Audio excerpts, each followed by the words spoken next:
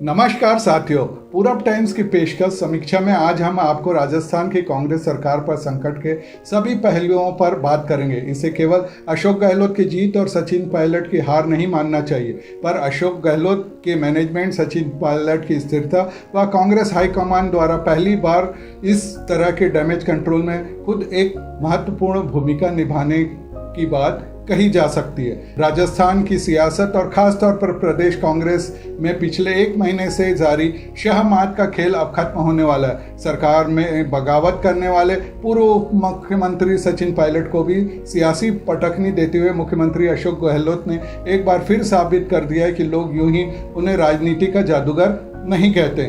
गहलोत ने पायलट खेमे की बगावत के बाद भी पिछले एक महीने में कभी ऐसा नहीं जताया कि उनकी सरकार को कोई खतरा है। वो हमेशा पूर्ण बहुमत का दावा करते रहे, यहाँ तक कि अपने बयानों में विधानसभा की सभी 200 सदस्यों के समर्थन की बात कहते रहे। उनका यह विश्वास हमेशा से विरोधी खेमे का मनोबल गिराने वाला ही साबित हुआ।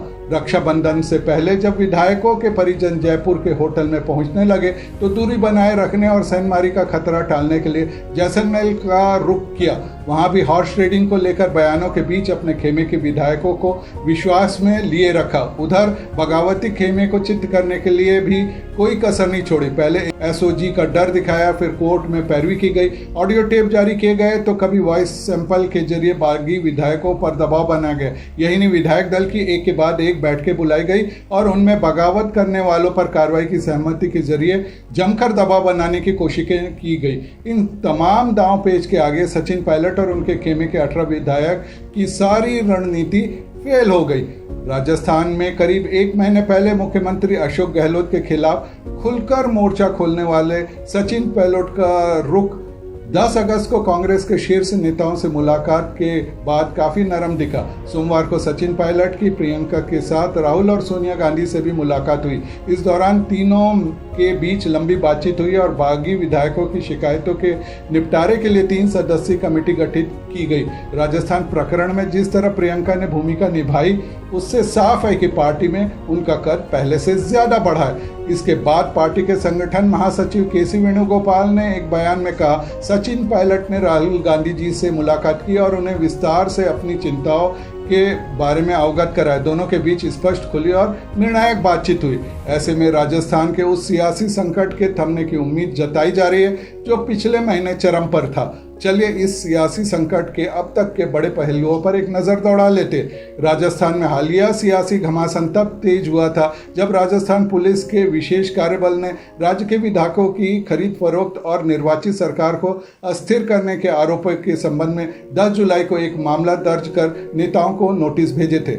बताया गया कि एसओजी ने 2 मोबाइल नंबरों की निगरानी से सामने आई जानकारी के आधार पर यह मामला दर्ज किया था। अंग्रेजी अखबार द इंडियन एक्सप्रेस के मुताबिक यह मामला आईपीसी की धारा 124 राजद्रोह और 120 बी के तहत दर्ज किया गया था। एसओजी अधिकारियों के मुताबिक इन नंबरों पर हुई बातचीत से ऐसा लगा कि राज्य सरकार को गिराने के लिए सत्तारूढ़ पार्टी के विधायकों को लुभाया जा रहा है। एसओजी ने मुख्यमंत्री गहलोत, तत्काल उप मुख्यमंत्री पायलट और चीफ व्हिप को इस मामले में बयान दर्ज कराने के लिए नोटिस भेजकर उनका समय मांगा था। इसी बीच मीडिया रिपोर्ट्स आई कि एसओजी के लेटर ने पायलट को नाखुश कर दिया है और इसे उन्होंने अपमान के तौर पर देखा है। यहीं से सरकार की स्थिरता को लेकर गहलोत की मुश्किलें बढ़नी शुरू हो गई। ऐसे में गहलोत ने इस मामले पर 12 जुलाई को ट्वीट कर कहा, एसओजी को जो कांग्रेस विधायक दल ने बीजेपी नेताओं द्वारा खरीद फरोख्त की शिकायत की थी, उस संदर्भ में मुख्यमंत्री, उप मुख्यमंत्री, चीफ व्हिप, अन्य कुछ मंत्री और विधायकों को सामान्य बयान देने के लिए नोटिस आए। कुछ मीडिया द्वारा उसको अलग ढंग से प्रस्तुत करना उचित नहीं है। हालांकि गहलोत का भी बयान दर्ज करने के लिए उन्हें नोटिस जारी किए जाने के बारे में कई मीडिया रिपोर्ट्स में सूत्रों के हवाले से कहा गया कि मुख्यमंत्री को नोटिस सिर्फ एक छलावा है ताकि उप मुख्यमंत्री को एसओजी द्वारा तलब और अपमानित किया जा सके। इसी बीच गहलोत ने बीजेपी पर भी आरोप लगाए थे। उन्होंने 11 जुलाई को कहा था कि कोरोना वायरस संक्रमण के वक्त में बीजेपी के नेताओं ने मानवता और इंसानियत को ताक पर रख दिया है। ये लोग सरकार गिराने में लगे हैं। ये लोग सरकार कैसे गिरे, किस प्रकार से तोड़फोड़ करे, खरीद फरोख्त कैसे करे, इन तमाम काम में लगे हैं। गहलोत के आरोपों पर केंद्रीय मंत्री और बीजेपी नेता गजेंद्र सिंह शेखावत ने कहा था राजस्थान के मुख्यमंत्री अशोक गहलोत अपनी फिल्म के एक्टर, विलेन और स्क्रिप्ट राइटर हैं। वह अपनी पार्टी के अध्यक्ष को किनारे करने के लिए बीजेपी के कंधे पर बंदूक चला रहे हैं। मैं मांग करता हूं कि वह इस बात को सार्वजनिक करें कि उनके हिसाब से कितने कांग्रेस विधायक बिकने के लिए तैयार हैं। 12 जुलाई को सचिन पायलट ने गहलोत के खिलाफ खुलकर मोर्चा खोल दिया था, जब उन्होंने दावा किया कि 30 से ज्यादा कांग्रेसी और कुछ निर्दलीय विधायक उनके साथ है।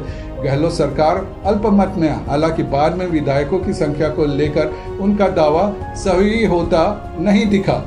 सचिन पायलट और उनके सहयोगी विधायकों ने 13 जुलाई को कांग्रेस विधायक दल की बैठक में भी हिस्सा नहीं लिया। उसी रात पायलट खेमे की तरफ से एक वीडियो भी जारी किया गया। न्यूज एजेंसी INS के मुताबिक इस वीडियो में पायलट खेमे के विधायक हरियाणा के मानेसर स्थित एक रिसोर्ट में रणनीति बनाते दिख रहे थे। इससे पहले कांग्रेस प्रवक्ता रणदीप सुरजेवाला ने 13 जुलाई को ही जयपुर में कहा था, एक बार फिर हम सचिन पायलट सभी विधायक साथियों को लिखकर भी भेज रहे हैं कि उनसे अनुरोध करते हैं कि आइए राजनीतिक यथास्थिति पर चर्चा करें। उन्होंने 14 जुलाई की कांग्रेस विधायक दल की बैठक को लेकर कहा था, मुझे विश्वास है कि कांग्रेस पार्टी के सारे विधायक, मंत्री, उप मुख्यमंत्री और मुख्यमंत्री इसमें भाग लेंगे। हालांकि सचिन पायलट और उनके खेमे के विधायक इस बैठक में नहीं पहुंचे।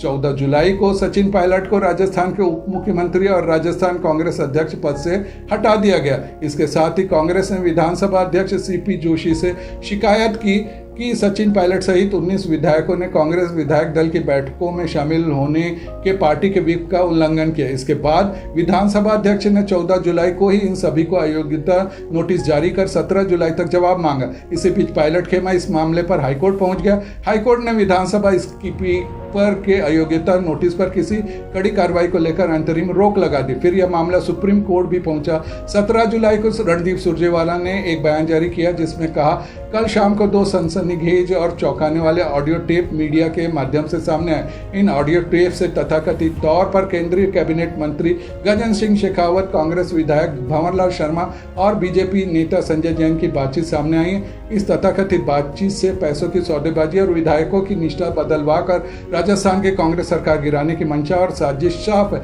ये लोकतंत्र के इतिहास का काला अध्याय। हालांकि शेखावत और भंवरलाल ने कहा कि उनका इन ऑडियो टेप से कोई लेना देना नहीं है। इस घटनाक्रम के दौरान मुख्यमंत्री अशोक गहलोत ने राजस्थान विधानसभा सत्र बुलाने के लिए राज्यपाल को एक के बाद एक प्रस्ताव भेजे।